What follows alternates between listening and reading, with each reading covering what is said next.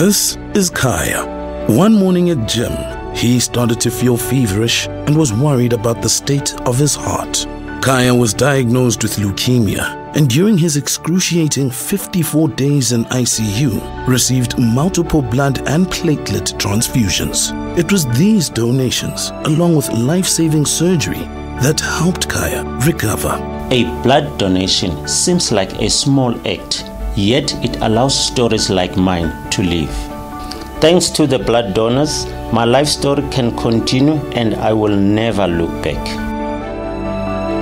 My name is Kaya Mhlongo and I work for the South African National Blood Service. So leukemia is a cancer of the blood-forming cells in the bone marrow.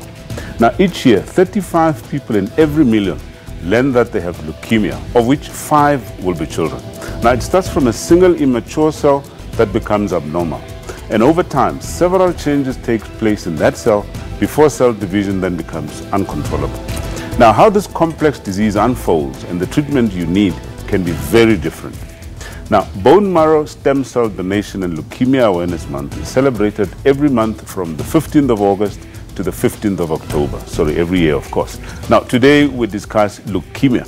Now, and our guests today are the Head of Pediatric Hematology Oncology at Charlotte Maxeke Johannesburg Academic Hospital, the Communications Manager of CHOC, that is Childhood Cancer Foundation of South Africa, the CEO of the Sunflower Foundation, or the Fund, stem cell transplant recipient, a child living with leukemia accompanied by his mother. Now be part of the show by asking the panel some questions or simply just sharing your views with us. The number to call is Johannesburg 714-6918 or 6919. You can also tweet us at SABC Health Talk or simply just interact with us on our Facebook page, SABC Health Talk. So sit back, relax, and learn from this bumper show ahead. Coming to you just after a short break. I'm Dr. Sello Mutaung, and this is Health Talk.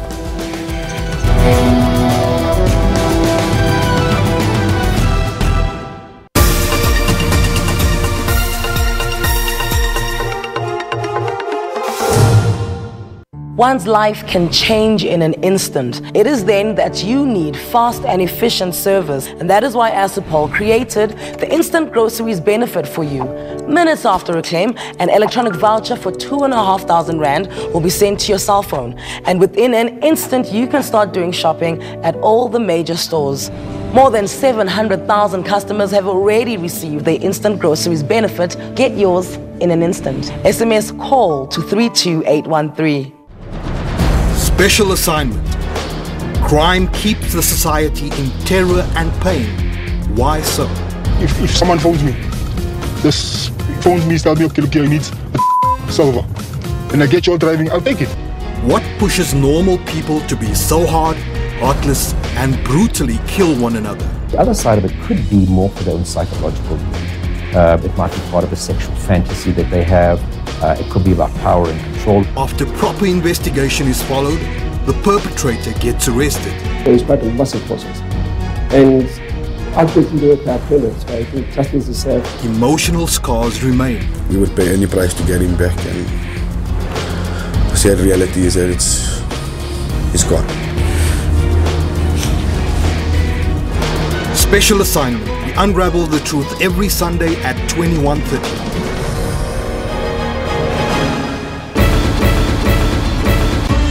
Is he facing conspiracy? What is the nature of the corruption charges that he faces? But if it's a blatant kind of corruption case, he faces a potential 15 years in prison. And lest we forget, his father is in the dock in a few weeks' time, also facing corruption charges. So those parallels between father and son and the regime change in South Africa and what's happening with our courts at the moment will be something that is profoundly interesting, I think, to all South Africans.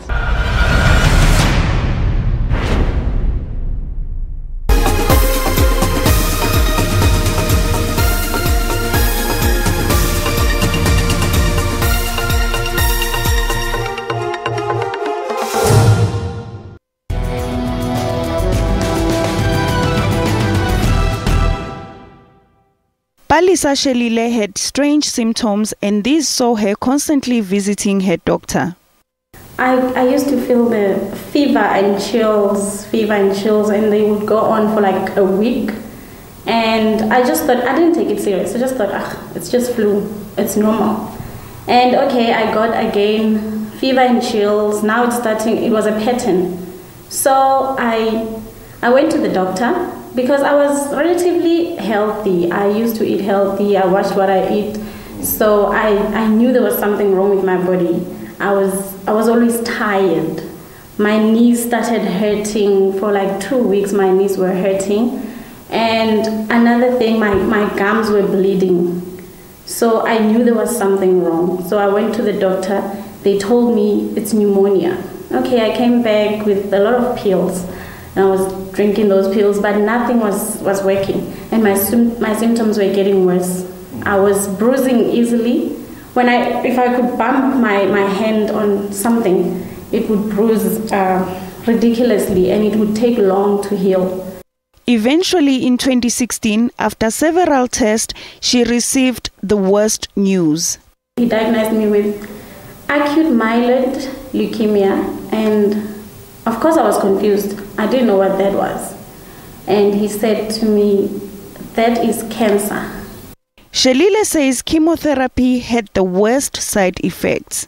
They told me about chemo. I went through chemo. When I got there the first day, it was simple. I thought, okay, this is easy. I can do this. And I went home. So after that, when I went for the second time for chemo, I was nauseous. I was nervous. I was feeling different, and it wasn't easy. I went the third time for my third cycle for chemo, and I was nauseous. I was throwing up. It was horrible. So I couldn't take it at all. Chemo is bad. I lost my hair. I lost my eyebrows. I developed, my skin was clear before the condition. And now I'm left with the marks. I don't know if you can see them. I'm left with the marks, and even my body, my back, I had marks everywhere. Where there was hair, I lost it. Her road to recovery was life-changing. I started breathing in life into my body and exhaling the disease, bad things, bad thoughts, the nightmares. And when I took the medication, I took it with a positive mind. I started saying, you know what, this medication, they said it works. Although it didn't work for me, let me say it works. And I said, okay, the medication works. All right, so to tell us more about this condition called leukemia, it's a great pleasure to welcome our special guest, Professor Janet Poole.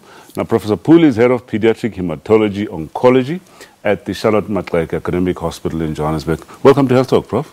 Thank you very much. All right, let's start from the beginning. We hear leukemia. What actually is leukemia?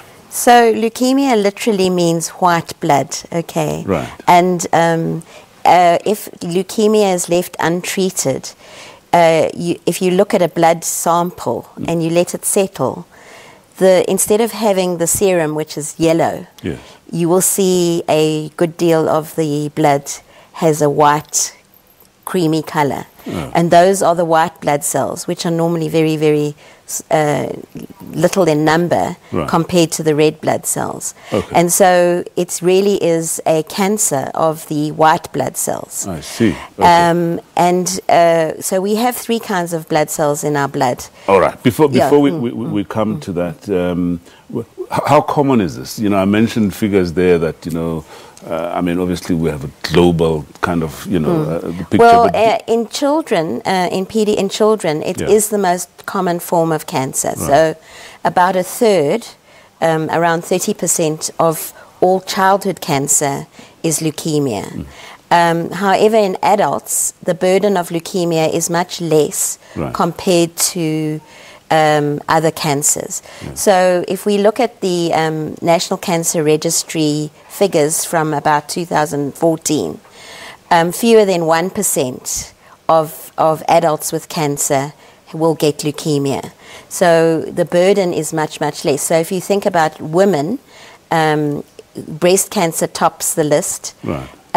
In men, prostate cancer tops the list. Yeah. And leukemia is somewhere down the line, under 1% of all adult leukemia, of all adult cancers. Oh, I see. So the burden in adults is much less compared to that in children. In children. Although the numbers are much less in children, we would only expect around 300 children per year in South Africa to develop leukemia. So let's just come back to then how this develops. You just started off by saying that we have 3 types of, blood cells in our bodies: white cells, red cells, and platelets. And platelets, yes. Yeah. And then what actually happens? So these blood cells are formed in the bone marrow. The bone marrow is like the factory of the blood cells. And what happens is that a DNA defect, not a genetic defect, but something makes the DNA in the white blood cells not perform properly, and that white blood cell becomes rogue or becomes a mutant, and doesn't respond to the body's messages. So we know when we develop an infection, the white blood cell count increases to fight that infection. And what happens in leukemia is that white blood cell just continues to multiply when there's no infection.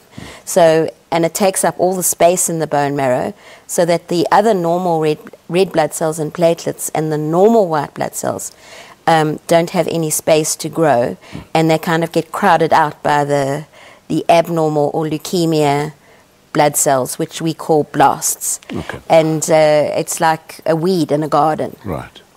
I believe that there's different types of leukemia. Do you want to perhaps just take us through that? Yes, there are acute leukemias, and then chronic leukemias.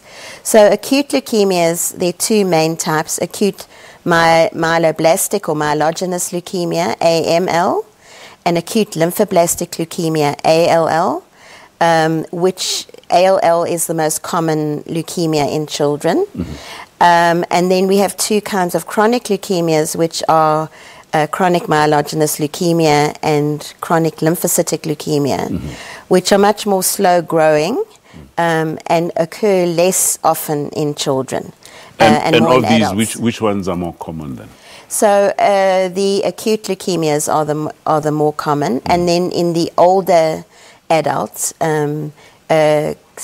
chronic lymphocytic leukemia is a little bit more common than that. Okay. So let's talk about the clinical features then. So what actually happens in somebody who has leukemia? But by the way, diagnosis is something that can only be done by doctors, am I correct? Yes. In a specialized sort of place? You actually need to have a blood test done in a proper laboratory to say you suspecting you to have leukemia, but the actual diagnostic test is to have a bone marrow done. All right. Okay. And how easy is that? Because in the earlier clip that we played, I mean, this poor lady said that she was treated for pneumonia or chest infection for a while. Unfortunately, the symptoms are really non-specific. Right. So you don't have normal white blood cells, so you can't fight infection. So you develop unexplained fever. Okay. You might develop an infection, but it doesn't respond to treatment. Then because the platelets are low, you have easy bruising.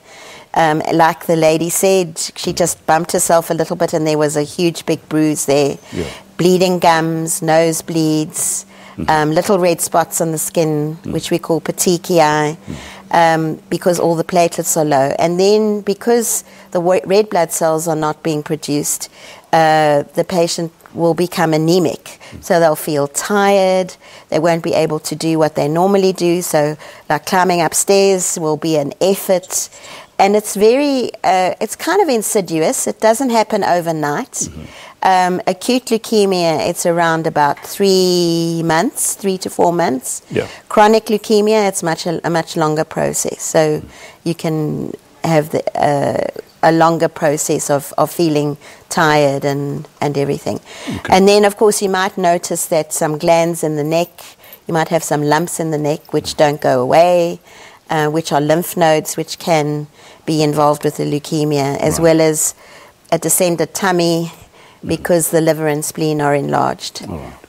So what about the prognosis? What does it mean to be diagnosed with leukemia? What's the clinical course? Well, I mean, I'm going to talk first about acute leukemia. So it depends what kind it is and whether you're an adult or a child. So if you're diagnosed with acute lymphoblastic leukemia in a child, the prognosis is around 85% will be cured.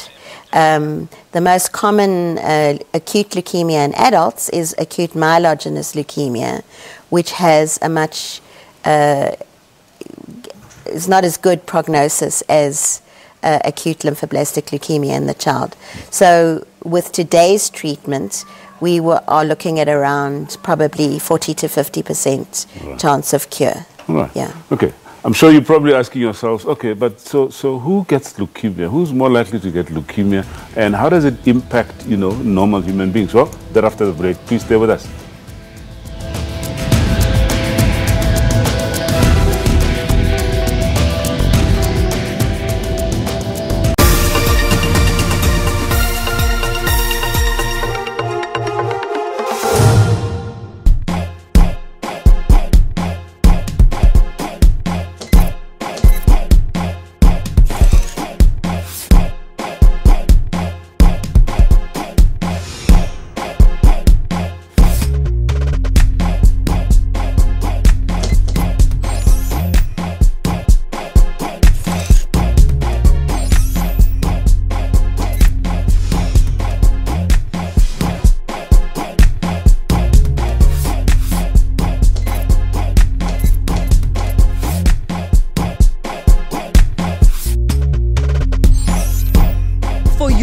Dose of art and entertainment news. Tune into Trends every Saturday from 12 to 1. SABC News can reveal just how easy it is to buy explosives used in these robberies. The very worrying factor is that very few arrests have been made. Uma bazizinto ngami engingazazi mina ngazi izinto ngabo abanye abazaziyo bona ukuthi zinjani. Angifuni bazenze bahle ngegama lami. Siya Kolisi comes out, skipper number 61 for South Africa, the first black South African captain.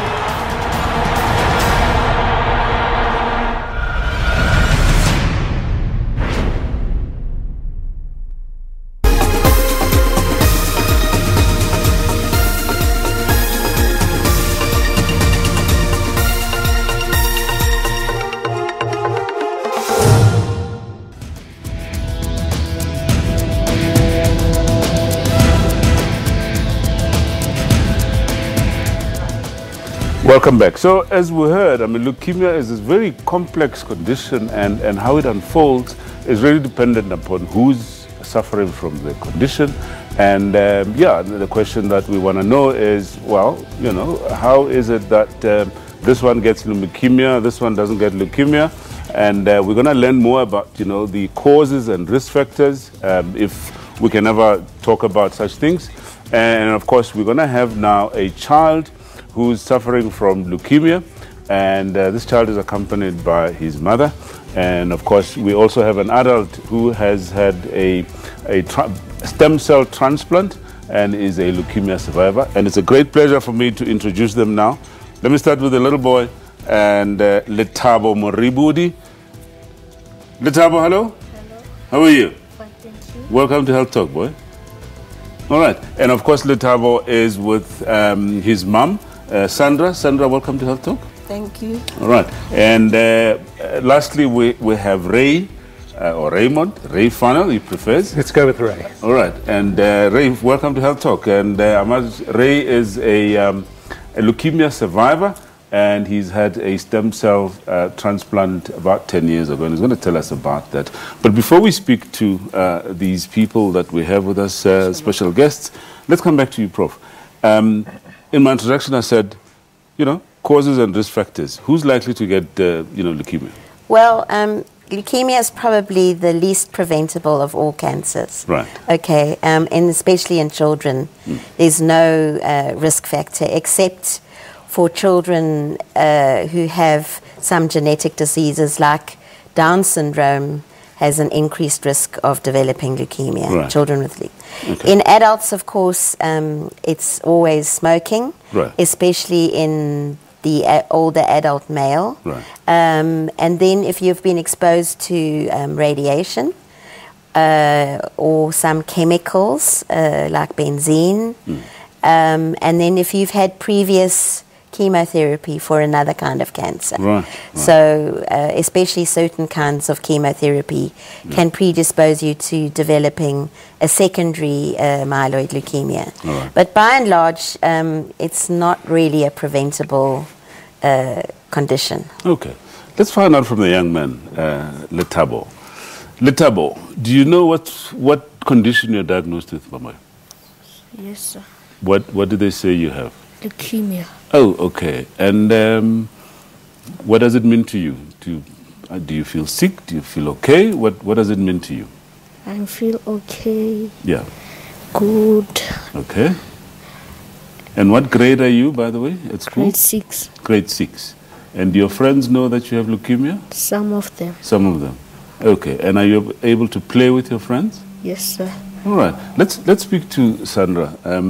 As a mom to a child who's been diagnosed with leukemia, what does that mean to you? And just tell us when this child was diagnosed with leukemia. The child was diagnosed with cancer last year, November. Right. And it's difficult to have a child with leukemia. Right. Because you have to take care of him. You have to spend most of the time with him. Right. Show him support and take it one day at a time. Right. Because it's a difficult disease. Right. And so what's been happening over this time? Has he had any form of treatment? Yes, he's been taking chemo since last year. Right. So from January until June, he slept at the hospital for a week. Right. For 6 months. Right. And right now he's on DXT radiation. Right. Yes. Okay, so we're going to learn more about all these fancy types of treatments like radiation and so on. So what does it mean? I mean, does he live a normal life? Does he go to school? Does he play with all other kids? What are there any extra things, extra precautions that you have to take? No, right now he's not going to school because the doctor said the chemo that he's taking is a strong one. So he can't go to school because his immune system is very low, so he'll get infection easily. Right. So he plays normal with his friend. He gets sick sometimes, maybe after chemo. Yeah.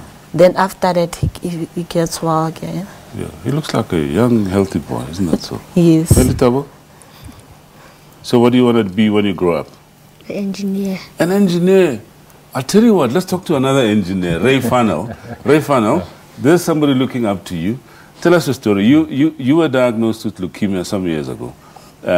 Just tell us when exactly and what actually happened around that time. Yeah, so for me, it was like we heard earlier, the other survivor also felt healthy. Right. And I think I'd never even been to a doctor for maybe 8 years with my health. And I had a bruise on my one arm, which just wouldn't go away. And my wife eventually convinced me to go to a doctor. Right. And a simple blood test immediately came back that I had a life-threatening illness. Yeah. And I was diagnosed with acute myeloid leukemia. And I was told without treatment, I had 6 weeks to live. Cool. And at first, you just have this complete disbelief, is that I had a normal life. And then now everything was crumbling. Yeah.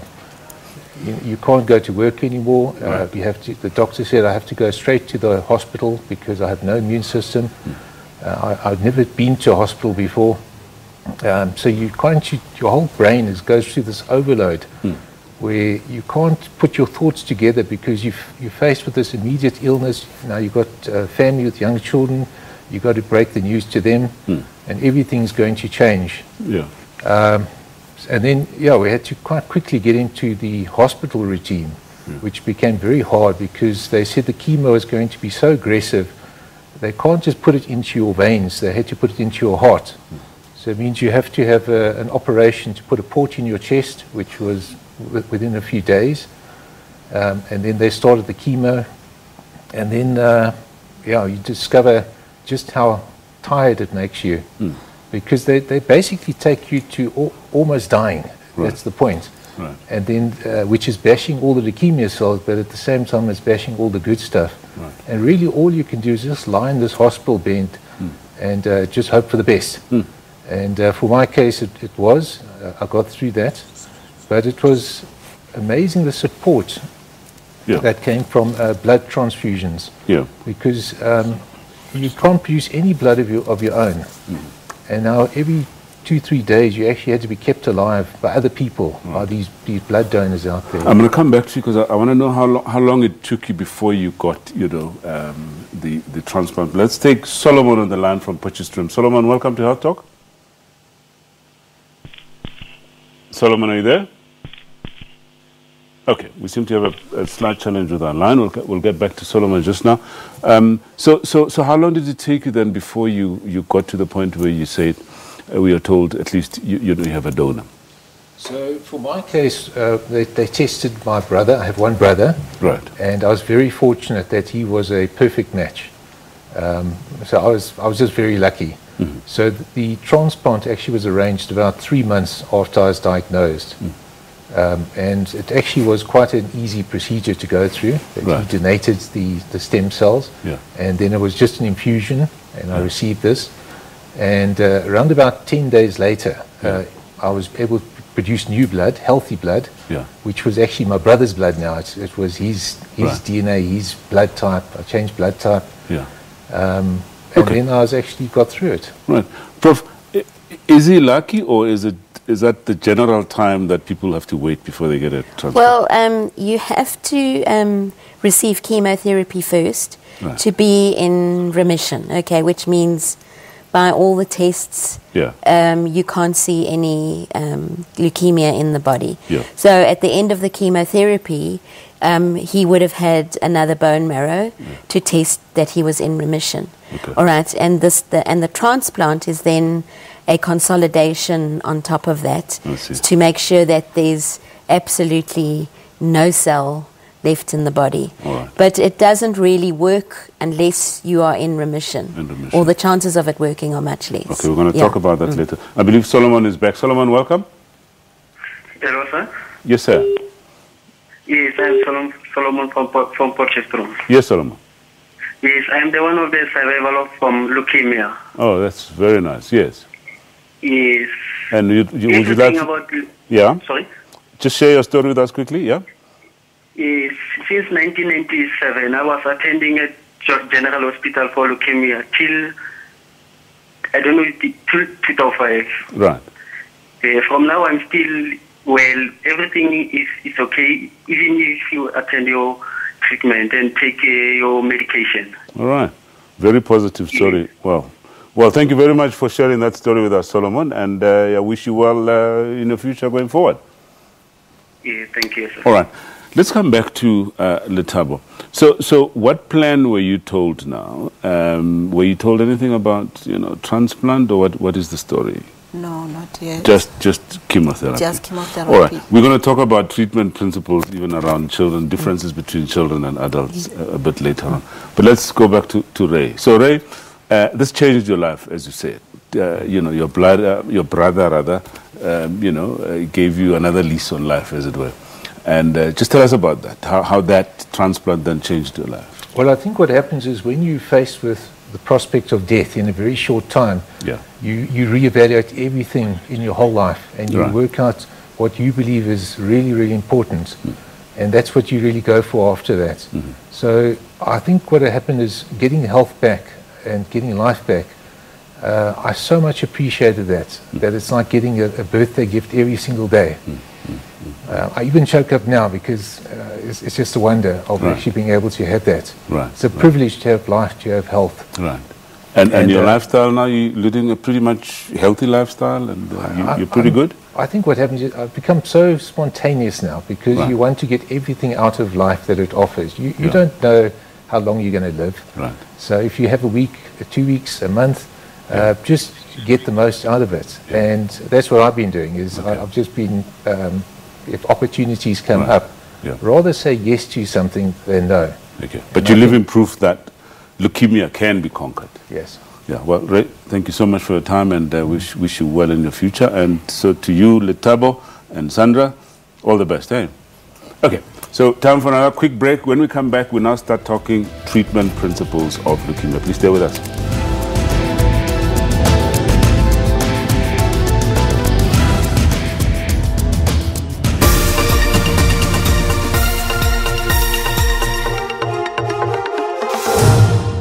I want to thank and humble myself for the opportunity that was given to me to serve the people by the African National Congress. The Premier resigning.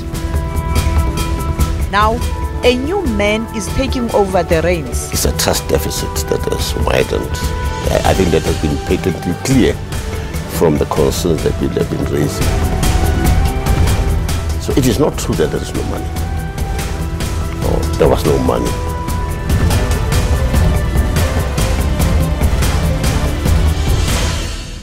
Hey, amakhazi asipulele since kusilele asifathimbaula la kuyabanda le goli, and then sesize sadecide ukuthi sivele sibase umlilo khona sokhona nokufudumala kusebenzeki nakahle. Police killers are not coming from the sky.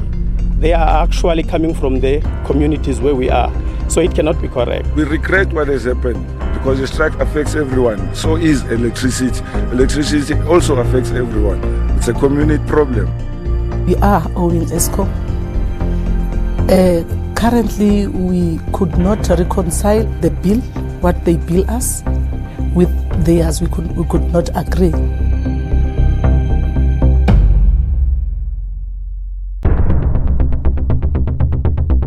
We've now passed the National Youth Policy, which guides all departments, because when you talk about youth development, you're not just talking about what the NYDA must do.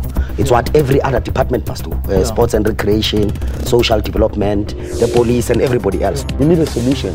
We need, if need be, let the president address us once a month and tell us what is he doing about youth unemployment. Political consciousness that those young, brave leaders had. You would remember very well that it was rife politically. It's not actually operating in compliance with our rules and regulations. We really take stern action. We all have a responsibility as South Africans to play our part in strengthening our democracy and building an ever better and prosperous South Africa. Join your host, JJ Tabani, on Frankly Speaking every Sunday at 8:30.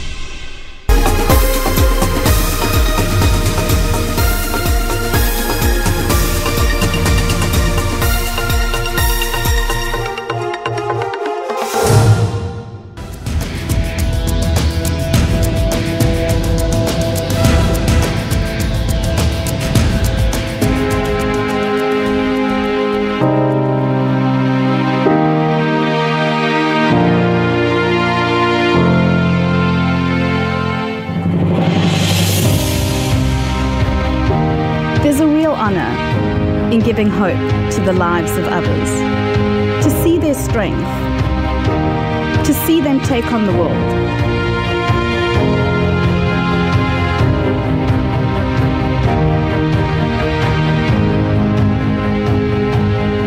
We each have a totally unique mix of DNA, and finding a match for a stem cell transplant is extremely tough. Your DNA may be the only chance someone has to survive.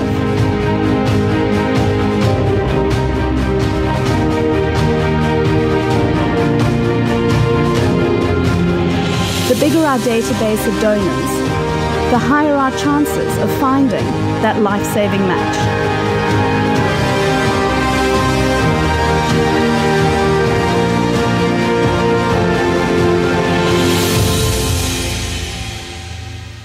Thank you to those who registered as a blood stem cell donor.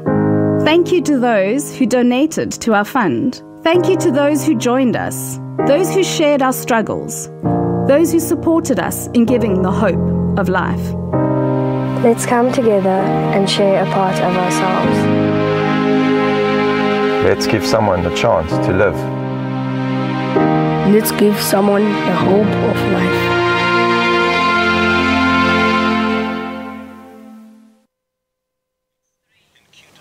Yes, give someone hope in life or hope of life and a chance to live indeed. Well, we continue our discussion. We still have Professor Janet Poo Head of Pediatric Hematology Oncology at Charlotte Maxeke Johannesburg Academic Hospital.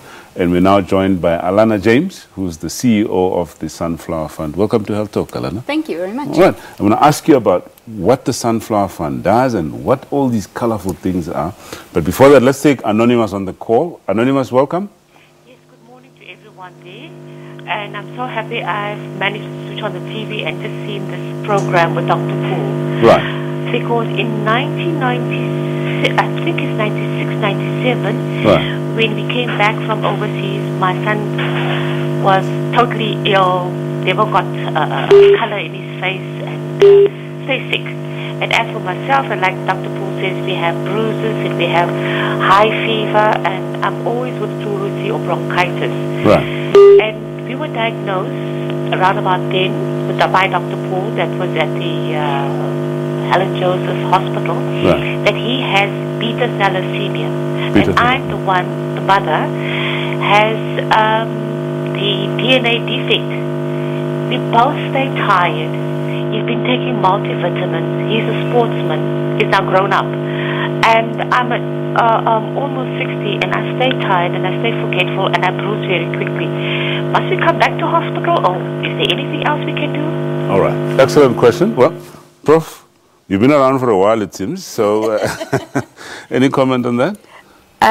So, beta thalassemia doesn't really have anything to do with leukemia. Right. And without knowing the name, I don't. I haven't recalled the exact details. Yeah.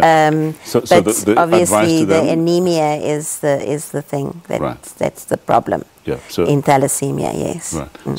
So basically, they should go and consult. Yes. All right. Okay. All right. So, Alana, just tell us about the Sunflower Fund. So the Sunflower Fund is a donor center and a donor registry. Right. So what we do is we create awareness around the need for stem cell donors, right. and we also recruit those stem cell donors, and then we facilitate the process on searching. So if we have a patient, we will then search to see if there is a donor for them. We search registries in both South Africa but also worldwide. So we belong to a world network of donors. Right. And obviously one of our key elements is also to fundraise to cover the costs of recruiting a donor, because it is a DNA or a match. We are looking for your genetic twin out there, and therefore we require a genetic test to be done. And so we cover those costs. All right. And is this part of fundraising? Yes, it is. So we have Sunflower Day, which will be taking place on the 21st of September this year. And part of our efforts to not only create awareness but to raise funds is our TOPEs, or our Tubes of Hope, that have just gone on sale last week at Pick n Pays and Zandos and ICPA pharmacies. And the sale of each TOPE, the profits is to cover the costs of recruiting those stem cell donors. All right. We'll come back to the registry and the donation and the recruitment process just now. But let's come back to Prof and talk about the principles of treatment. Obviously, we've heard, bits and pieces there and there to say, all right, it's chemotherapy, and later on we talk about, transplant. Just the principles in children versus adults. Okay, so in children, the majority of children will be cured by chemotherapy alone, as well as preventing the leukemia from going into the brain or the fluid around the brain. So that's what Letabo is having at this moment in time. He's having prophylactic or preventative cranial irradiation to prevent the leukemia from growing there, because it's what we call a sanctuary site. The chemotherapy doesn't cross the blood-brain barrier, and we know that the leukemia cells can sometimes hide there and then grow later and cause problems. Okay. So he's getting a preventative treatment. And by and large, children do not need to have a stem cell transplant unless they have some risk factors that they will require to have a transplant. So the majority of children can be cured with chemotherapy alone. The adult population with leukemia, it's an entirely different story. And because most of the leukemia in adults is acute myeloid leukemia, that in adults really does need to have a transplant, a stem cell transplant, to get the highest rate of cure. Okay. And so, as I explained earlier, they need to go into remission first with chemotherapy, before they can have their transplant. Right. Yeah. Let's take Magauta on the line from Johannesburg. Magauta, hello. Magauta, are you with us? Okay, seem to be having a challenge with this. So, Alana, then how do you deal with the whole notion of the registry, and how do people actually become donors? Yeah, so our model is that we work firstly on international standards from a health perspective. So we only recruit donors that are between the ages of 18 and 45, and you'll stay on the registry until you're 60. Right. We have some basic requirements, so you should be in good health. And the most important thing really is that you're willing to help anyone in need, because you are an anonymous donor, so you won't know who the patient is. So if you're willing to help someone in need, we then have a very easy process to follow. We start off with education to ensure that you know what the process would be should you be a match for a patient. We then require 2 small test tubes of blood as a donation, which we'll send to our labs. We'll type the blood, and that data will then be stored onto our Sunflower Fund registry.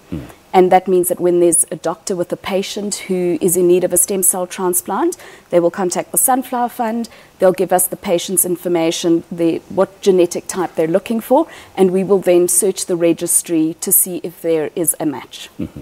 And when you find the match? When we find the match, we make contact, we do a health screening to ensure that the donor is still in good health to be a donor. Right. And then the process that follows there is quite a simple process, as Ray was sharing. We provide a growth hormone, which increases the number of stem cells that the donor would produce.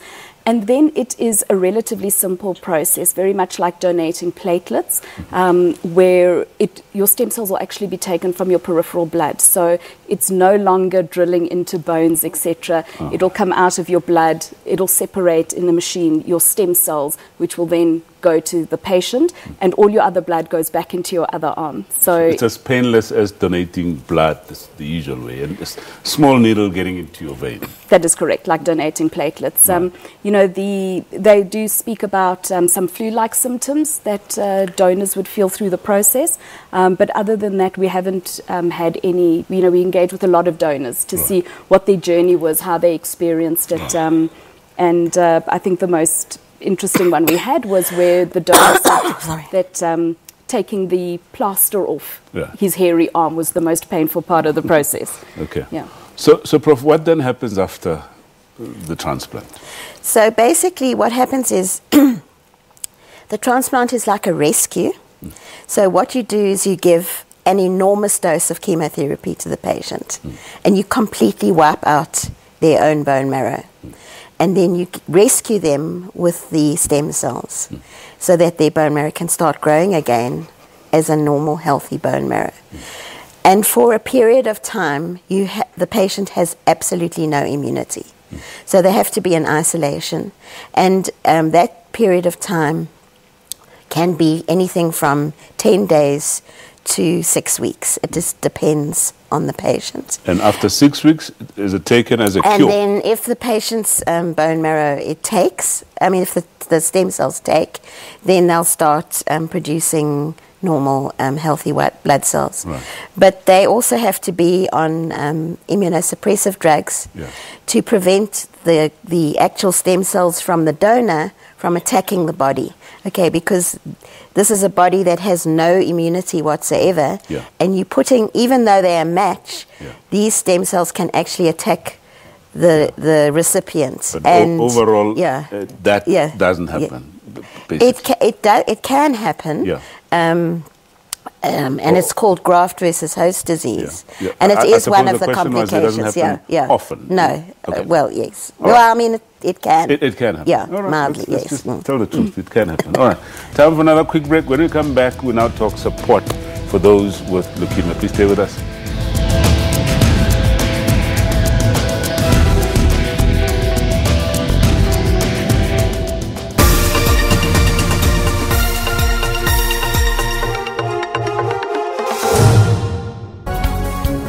New at 9. We go beyond the headlines of the day and breaking news to bring you all the angles and in-depth analysis of stories that impact your life.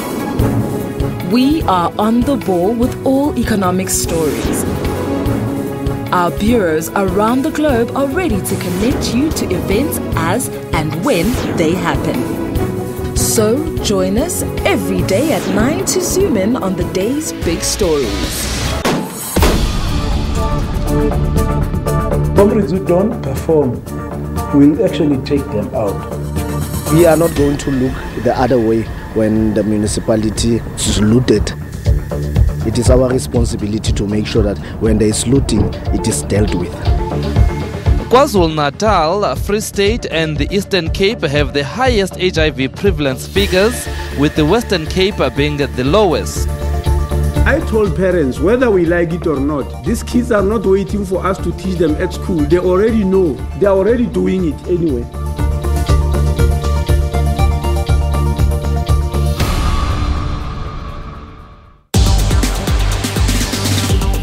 Technology is used for both positive and negative. Some governments block the internet in times of protest. With this internet blackout, it's impossible for me to do it, so I have to travel to Douala. This act is a true violation of the rights of citizens. In Africa, people are always coming up with innovative ways to use technology to solve some of their problems. The more interesting piece of technology is actually the artificial intelligence. AI, it's utilizing data to make your life easier. On Network, we give you Africa's technology and social media news. Catch Network with Spumelele Zondi every Saturday at 8:30 p.m.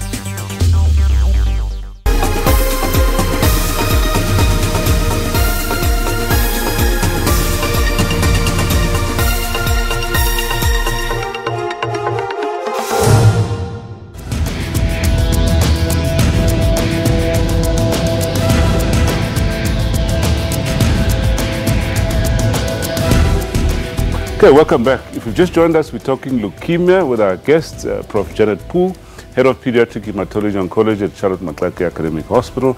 And we've had Alana James, who's the CEO of the Sunflower Fund. And we're now joined by Zelda Jacobs, who's the Communications Manager at CHOC. Yes. Welcome to Health Talk. Thank you so much for having us. Just tell us what CHOC is. CHOC is a non-profit organization that supports children with cancer and their families. There are various ways in which we do this. We have accommodation facilities across the country where out-of-town patients can stay during treatment, as well as their parent, because the child would get admitted to the hospital, but not their parent. And then we also have social workers that are based at the pediatric oncology unit, who are basically there from the time of diagnosis right through the end of treatment, whether it be a positive outcome or bereavement. They're basically there to see the family through that whole process. Then we also offer awareness training to doctors to ensure that they're aware of the symptoms, as well as your traditional healers and healthcare workers, to make sure that they know what the symptoms are, so that when they do come in contact with patients, they know what the referral process is, to ensure that the child receives treatment timelessly. That's an interesting one. Yes. Maybe before I come back to the traditional healer story, how many children actively are you supporting currently? With childhood cancer, you're looking at about 1,000 new cases that are diagnosed annually. So we do support quite a lot of those cases that do come through, because they come through the hospital, and then at the hospital, social workers are there to ensure that they receive that support. But is it only the one hospital in Joburg? Or no, across the country. Right. So we're national INPO, so it is across the country. All right, okay. Just tell us more about the teaching that you give to traditional healers. So mainly it's the teaching on the early warning signs, so that they know what the symptoms are, so that when the child is taken to the traditional healer and they're showing those symptoms, they don't try and treat the child, that they refer them to a pediatric oncologist, where they will actually be able to receive the correct treatment. Right. Yes. Very interesting. Prof, let me come back to you. You know, during the break, we're talking about the chances of finding a match. And I guess this comes to the issue of support, you know, supporting those that are awaiting a donation or anything like that. Just number one, for the sake of our viewers, just tell us about the chances of finding a match. Well, the best donor is a sibling from the same mother and the same father, because you're likely to get the same genetic material. But each sibling has only a 1 in 5 chance of being a match to the patient. So Ray was extremely lucky that his brother was a match, and it has to be a complete match. If there is no sibling or there's no sibling match, then you look to the registry, and we have a 1 in 100,000 chance of finding a match for you.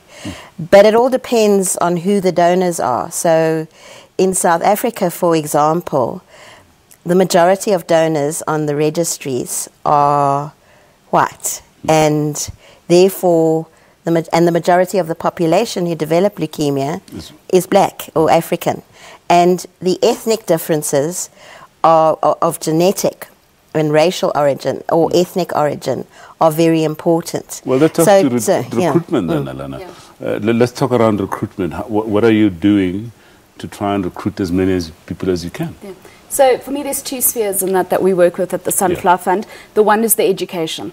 So it's not just education on becoming a donor, it's about the type of donors we need, and we also try and create education around the genetic match that we're looking for and the role that your ancestry plays in being a match for somebody. So that's the one on the education side. And the other is that when we do our donor drives, we have funded donor drives, which the Sunflower Fund funds, and then we have sponsored donor drives funded by corporates, etc. And we try and target various regions in South Africa so that we can get a wider range of cultural diversity. At the moment, we've put a lot of effort into planning and structuring and strategizing on how to support our patients of mixed race and our black patients. And we've been really successful over the last year that 75% of our donors that we currently recruit are ethnically diverse.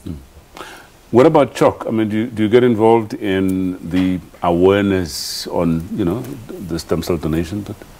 Not really. It's mainly around the sort of symptoms. Right. That's generally what the awareness covers. Right. Yes. Right. And I believe that both of you work in partnership of in some way or another. Yes, so it's a really fantastic partnership with CHOC, because the Sunflower Fund has a patient support fund. So we help, when doctors apply for that fund, we help our patients financially get to transplant. So there's a lot of costs involved. But our patients need more than that support. A lot of our patients that we meet in hospital require psychosocial support, or something as simple as they need transport to the hospital, or they need food, which is what CHOC supplies and supports with. So together we provide a very holistic support for the patient, where we can support financially as well as education and awareness. So, you know, if we have an adult, for example, we would go into their workplace and educate the staff around what it means to have somebody with leukemia, how that will impact the office environment, etc. And a lot of our patients that we work with are children, and so we do a lot of school education. So that let's hear from CHOC in terms of you know, your experiences in supporting children, especially from outlying rural type of you know, areas. Yes. So as we're aware, most of the pediatric oncology units are mainly in the bigger cities of South Africa, and also dependent on the type of cancer that you have. It also you might be from rural KZN and require your treatment to be done in Cape Town, obviously dependent on the type of cancer that you have. So that's where then CHOC steps in to offer the family accommodation as well as transport to make sure that you know, they're able to proceed with the treatment. So we have CHOC vehicles that are based at the CHOC houses, which would then take the patients to the hospitals, as well as transport funds. So for in-town patients, we would then provide them with your bus fare and taxi fare to make sure that that, they don't stop treatment. Because with childhood cancer, you're looking at anything from about 8 months to about 3 years. So you can imagine in some cases, some parents even stop working, to take care of the child. So in those instances, we make sure that, they still continue the treatment, that they don't abandon the treatment. I mean, both organizations, you guys are doing such a sterling job. And it's quite clear that you need some sort of support, not some sort of, in fact, adequate financial support. How do you fundraise? Certainly. Just 30 seconds each. Yeah? So we rely purely on individuals as well as corporates for funding. And then we also have various activities, like in September, it's Childhood Cancer Awareness Month. So in September, we have various drives where we're creating awareness about childhood cancer and about CHOC. And we request all South Africans to wear the gold ribbon, which you can purchase through the CHOC website, which is www.choc.org.za. And then we also have various events that we'd have throughout the year where people can participate.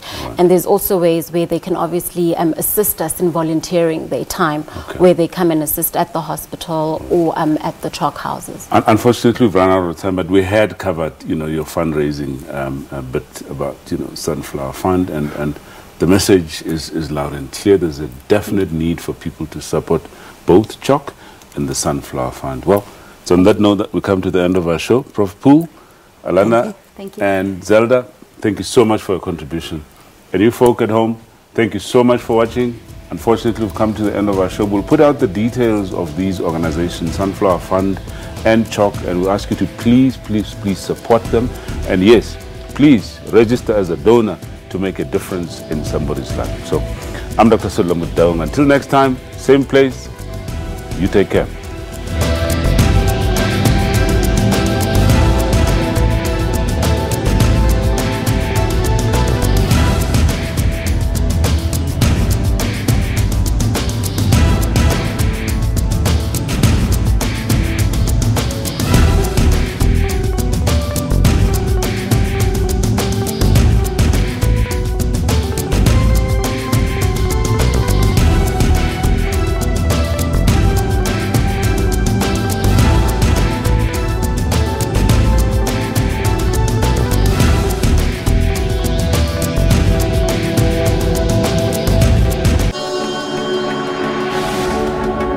Climate change. It is normal for the weather to be severe. We have had instances of catastrophic weather